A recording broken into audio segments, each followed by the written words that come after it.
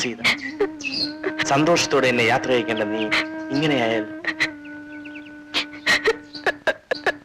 സമാധാനമായിരിക്കും. പരിശുദ്ധി നഷ്ടപ്പെട്ട പെണ്ണിന് സമാധാനമോ? സീത, ഇങ്ങനെയൊന്നും പറയാതിരിക്കൂ. നോക്കൂ, നിന്റെ മനസ്സ് വേദനിപ്പിച്ചുകൊണ്ട് ഞാൻ പോകുന്നില്ല. ആഗ്രഹിച്ചത് നടക്കട്ടെ, പോയി വരൂ.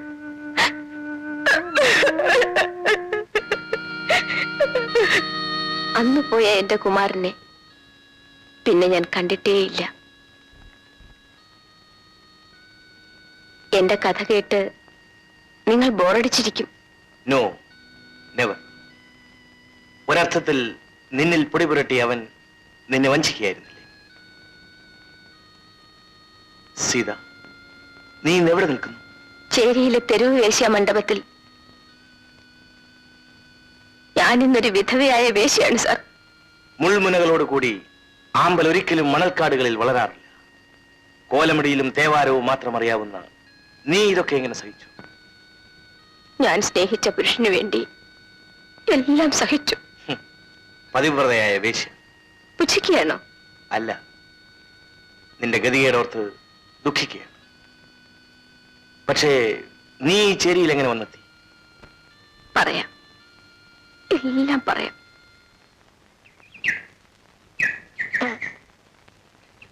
നമ്പൂരി, ഇങ്ങനെ നീട്ടാതെ ആ കുട്ടിയുടെ വിവാഹം ഉടനെ നടത്തണം. പണമില്ലേ? പണം ഞാൻ തരാം. വടക്കിനിയിലെത്തുന്ന ഒരാലോചന വന്നിട്ടുണ്ട്. കുട്ടിക്ക് തീരെ ഇഷ്ടമില്ല. ഇഷ്ടവും ഇഷ്ടക്കേടും ഒക്കെ പിന്നെ കാര്യം നടക്കട്ടെ. നോം അത് തന്നെ നിശ്ചയിച്ചിരിക്കുക. കൃഷ്ണേട്ടൻ എന്തിന് എന്നെ ഓർത്ത് ദുഃഖിക്കുന്നു? സീതാലക്ഷ്മി, ഈ ദുരവസ്ഥയിലും നിന്നെ രക്ഷിക്കാൻ ഞാൻ തയ്യാറാണ്. കൃഷ്ണേട്ടാ, ഞാൻ നിന്നെ വേലയഴിക്കാം. വേണ്ട ഏട്ടാ, ഞാനൊരാളിനെ സ്നേഹിച്ചു. എനിക്കിനി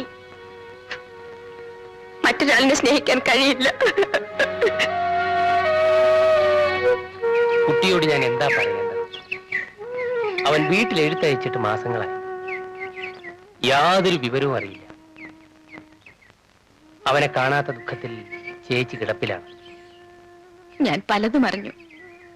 കുമാരനെ പറ്റി ഒരിക്കലും ഞാൻ അങ്ങനെ ചിന്തിച്ചിരുന്നില്ല. കഴിഞ്ഞതൊക്കെ കഴിഞ്ഞു. കുട്ടിയുടെ ഭാവി ഓർത്ത് എല്ലാം മറക്കാൻ ശ്രമിക്കുക. ഇനി ഞാൻ മറക്കണമെന്നോ? പറയാൻ എന്തെളുപ്പം.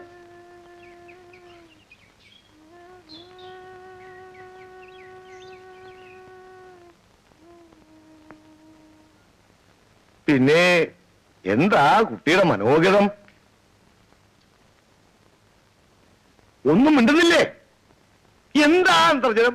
നോം വേലിക്ക് വാക്ക് കൊടുത്തിട്ടും കുട്ടിക്ക് എതിർപ്പാണത്രേ. അതില് കാര്യമില്ല, വേലി നടക്കട്ടെ. പ്രായം ലേശം കൂടുതലാണെന്നേ ഉള്ളൂ. വടക്കിനിയിലത്തെ ഏക അവകാശയാ. അച്ഛാ, എന്താന്ന് വെച്ചാ പറഞ്ഞോളൂ കുട്ടി.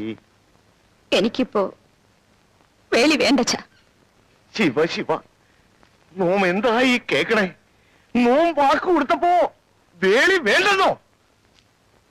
സീതാലക്ഷ്മി, നോം ജീവിച്ചിരിക്കുന്നെങ്കിൽ ഈ വേലി നടത്തും, സംശയിക്കണ്ട.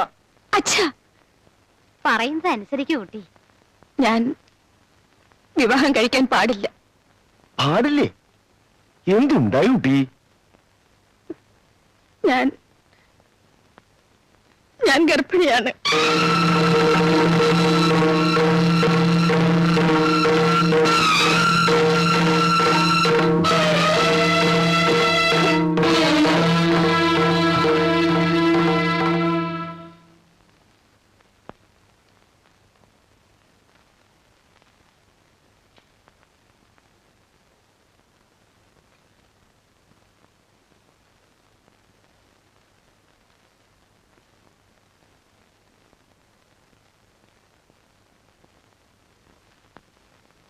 രാഘവ,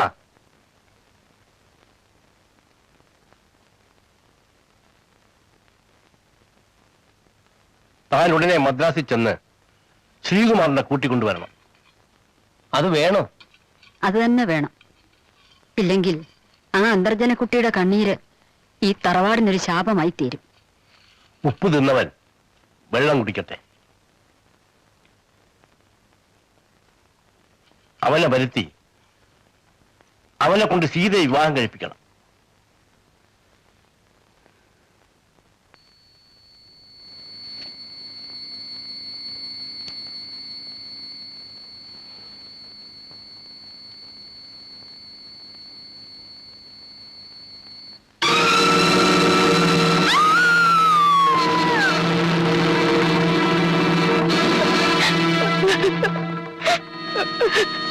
എല്ലാം മറക്കാൻ ശ്രമിക്കും.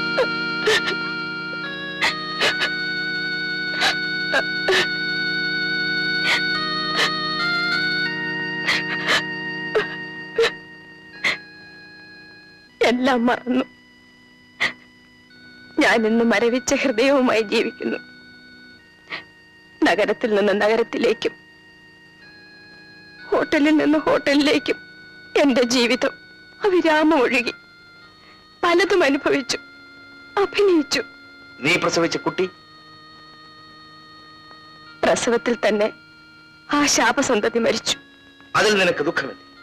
ഇല്ല, ദുഃഖിക്കാൻ എനിക്ക് സമയമില്ല. എന്റെ കുഞ്ഞു വളരണമെങ്കിൽ എന്റെ മാംസത്തിന്റെ വില കൂട്ടണം. കൂടിയ വിലയ്ക്ക് നിത്യോപയോഗ സാധനം വാങ്ങാൻ ആള് കുറയും. എനിക്ക് പ്രസവാവധി ഇല്ല സാറേ. അവധി എടുത്താൽ വേതനം തരാൻ ആളുമില്ല. ജയിക്കാൻ വേണ്ടി സംസാരിക്കാതിരി. തോൽവിയുടെ കൂമ്പാരമാണ് എന്റെ ജീവിതം. ഒരു തുള്ളി ദാഹജലത്തിന് വേണ്ടി ഒരു വേഴാമ്പലിനെ പോലെ അകലങ്ങളിൽ കണ്ണും നട്ട് ഞാൻ കാത്തിരുന്നു. പക്ഷേ എല്ലാം വന്ധ്യമേഘങ്ങളായിരുന്നു. സീത, എന്താണ്? പറയൂ. മേനോൻ സാർ അയച്ച ആള് കാണാൻ കാത്തിരിക്കുന്നു. നത്തിങ്, ഒന്നുമില്ല. നീ പൊയ്ക്കോളൂ. ഇനി ഞാനൊന്ന് ഉറങ്ങട്ടെ. Good night.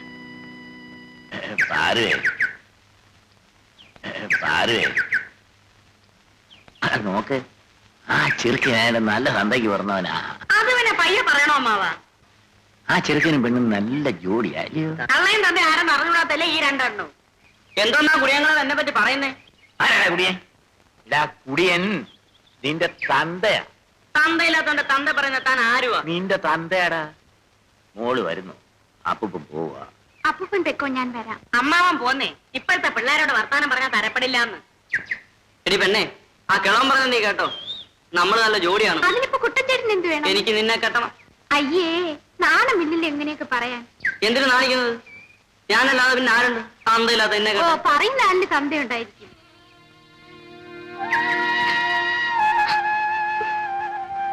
എന്തിനാടി പെണ്ണെ നീ കരയുന്നത്?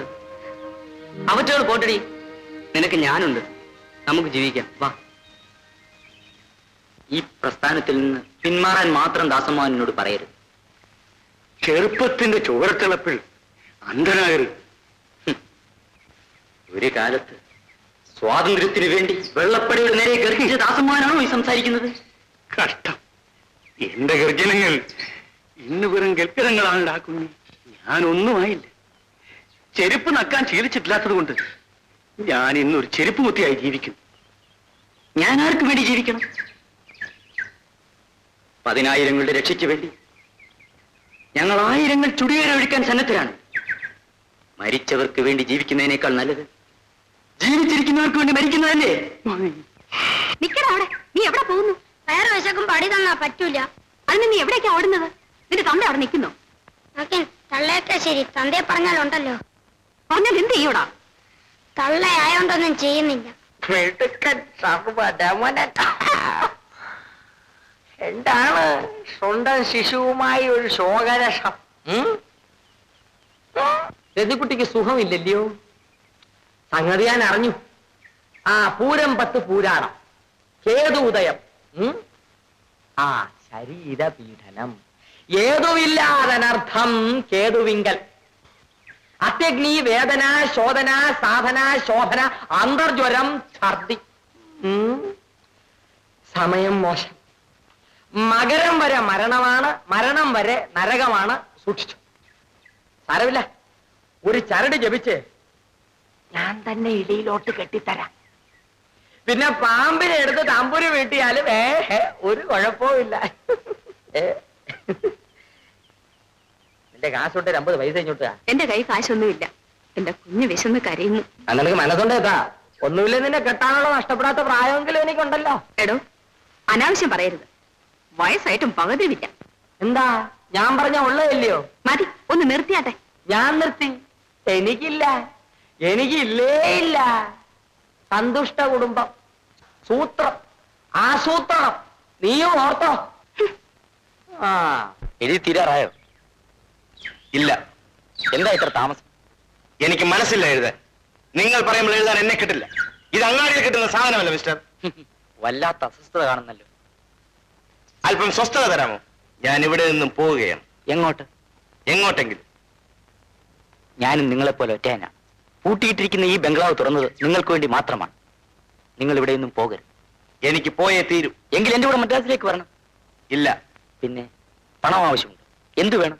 ഒന്നും വേണ്ട. മിസ്റ്റർ മേനോൻ, എന്നെ വിലക്കെടുക്കാൻ ശ്രമിക്കരുത്. നിങ്ങളുടെ സാഹിത്യ സൃഷ്ടികൾക്കാണ് ഞാൻ പണം തരുന്നത്. സാഹിത്യം എന്താണിത്? എന്നെ ഇഞ്ചിഞ്ചായി കൊന്നുകൊണ്ടിരിക്കുന്ന കടലാസുകളെല്ലാം ഞാൻ നശിപ്പിക്കും.